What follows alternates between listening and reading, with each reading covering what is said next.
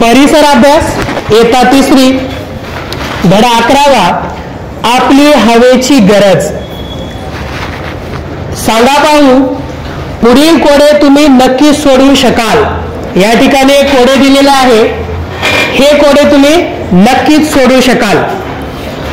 चोहीकडे पसरली आहे तुमच्या आजूबाजूला, दिसत नाही डोळ्यांना, लागत नाही हाताला, आहे तरी कोण मी, येईल का ओळखायला. चोहीकडे पसरली आहे तुमच्या आजूबाजूला, दिसत नाही डोळ्यांना, लागत नाही हाताला, आहे तरी कोण मी, येईल का ओळखायला. कोण असेल? हवा. बरोबर आहे. करून पहा. फुगा फुगवला, फुगा का मोठा झाला? फुग्यात तुम्ही काय भरता? हवा. तर फुगा फुगवल्यानंतर फुग्यामध्ये आपण हवा भरत असतो. हवा भरल्यानंतर फुगा मोठा होतो, म्हणजेच फुग्यात आपण हवा भरत असतो. हवा. हवा आपल्या अवतीभोवती पसरली आहे. हवा हे आपल्याला जाणवते, पण ती आपल्याला दिसत नाही. हवा दिसत नाही, हवा फक्त आपल्याला जाणवते. हवेला रंग, वास आणि चव नसते. नवा शब्द शिका. श्वास. नाकाने आपण हवा आत घेतो त्याला श्वास घेणे म्हणतात. नाकाने जे आपण हवा आत घेत असतो त्याला श्वास घेणे असं म्हणतात. उच्छवास. नाकाने हवा बाहेर टाकतो त्याला उच्छवास सोडणे म्हणतात. श्वास आत घेणे त्याला म्हणायचं श्वास घेणे. हवा आत घेणे म्हणजे श्वास घेणे. हवा बाहेर टाकणे, नाकाने हवा बाहेर टाकणे त्याला उच्छवास सोडणे असं म्हणतात. श्वास घेणे, उच्छवास सोडणे. श्वसन. श्वास आणि उच्छवास या दोन्हींचा मिळून श्वासोच्छ्वास होतो. आपण न थांबता सतत श्वासोच्छ्वास करत असतो त्याला श्वसन असे म्हणतात. तर या ठिकाणी चित्रात पहा. श्वास, हवा आत घेणे नाकावाटे, उच्छवास हवा बाहेर टाकणे नाकावाटे. सांगा पाहू शांत झोपलेल्या माणसाची छाती वर खाली होताना का दिसते? आपण काही वेळेस पाहतो शांत झोपलेला माणूस असेल तर त्याची छाती वर खाली होताना आपल्याला दिसते. असं का होते? कारण तो काय करत असतो?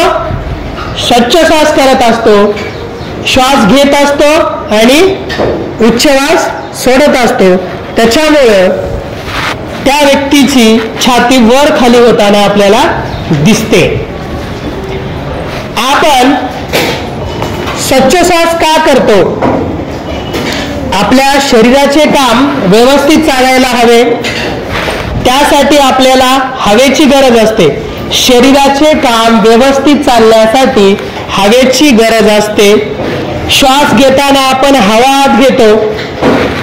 हवेमुळे आपल्याला ताजेतवाने वाटते. हवेमुळे आपल्याला ताजेतवाने वाटते. शरीराची कामे व्यवस्थित होण्यासाठी आवश्यक तो जोम हवेमुळे मिळतो. आता शरीराची जे काही कामे आहेत तर हे सर्व कामे व्यवस्थित होण्यासाठी तो जोम हवेमुळे आपल्याला मिळत असतो. हवेमुळे आपण फ्रेश असतो. माणसाप्रमाणेच इतर सर्व सजीवांना हवेची गरज असते. माणसाप्रमाणेच बाकीचे जे काही सजीव आहेत त्या सर्व सजीवांना हवेची गरज असते. बारकाईने निरीक्षण केले तर कुत्र्याची छाती वर खाली होताना दिसते. कुत्रा झोपलेला कधी पाहिलात का? तर त्याची जी काही छाती वगैरे आहे ती वर खाली होताना आपल्याला दिसते. त्यावरून प्राणी श्वसन करतात हे आपल्याला कळते. प्राणी सुद्धा श्वसन करतात. माहित आहे का तुम्हाला मासे पाण्यात राहतात, मग ते श्वासावाटे हवा आत कशी घेणार अशी शंका येते. पण मासे पाण्यात विरघळलेल्या हवेचा वापर करू शकतात. पाण्यामध्ये हवा नसते, मग मासे श्वसन कसं करत असतील? तर मासे काय करतात? पाण्यात विरघळलेल्या हवेचा वापर करतात. काही लोक पाण्याने भरलेल्या काचेच्या पेटीत मासे पाळतात. तुम्ही पाहिलेले असते, काचेची पेटी असते, त्या पेटीमध्ये मासे वगैरे छोटे छोटे रंगबेरंगी मासे असतात. पेटीतले मासे श्वासोच्छ्वास करत असतात. श्वासोच्छ्वासासाठी लागणारी हवा मासे पाण्यातून घेतात. पाण्यातूनच मासे हवा घेत असतात.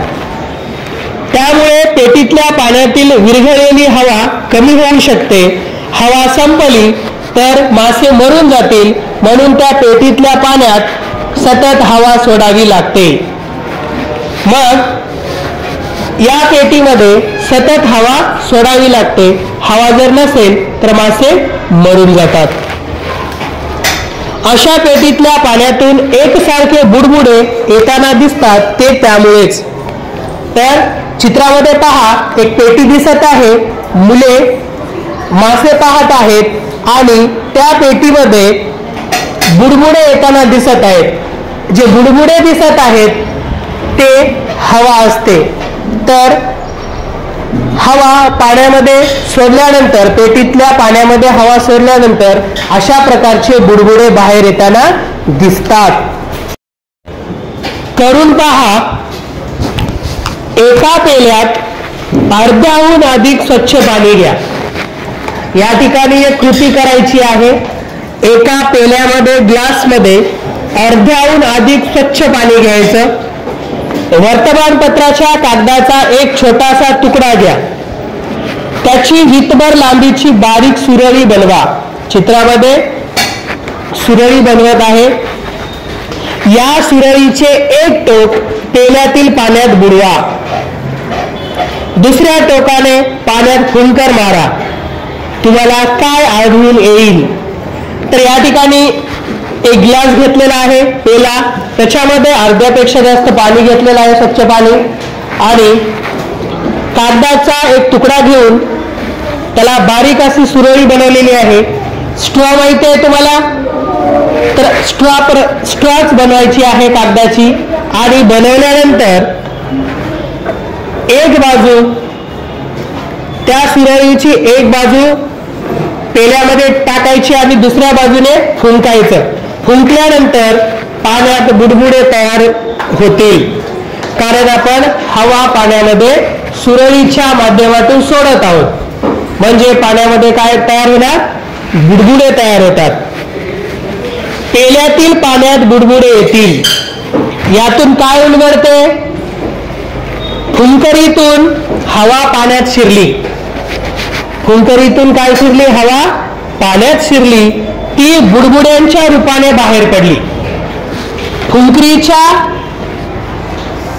आतून हवा पाण्यात शिरली आणि ती बुडबुड्यांच्या रूपाने बाहेर पडली. अशा पद्धतीने हा धडा येथे संपतो. आपण काय शिकलो? हवा सर्वत्र असते. हवा सर्वत्र असते आपण पाहिलं. हवा डोळ्यांना दिसत नाही. हवेला रंग, वास आणि चव नसते. सजीवांना श्वासोच्छ्वासासाठी हवेची गरज असते. सर्व सजीवांना श्वासोच्छ्वासासाठी हवेची गरज असते. हे नेहमी लक्षात ठेवा. शुद्ध हवा मिळण्यासाठी दररोज काही वेळ पटांगणात खेळावे. काही वेळ आपण पटांगणामध्ये खेळलं पाहिजे, मोकळ्या जागी खेळलं पाहिजे, म्हणजे आपल्याला ताजी हवा भेटत असते.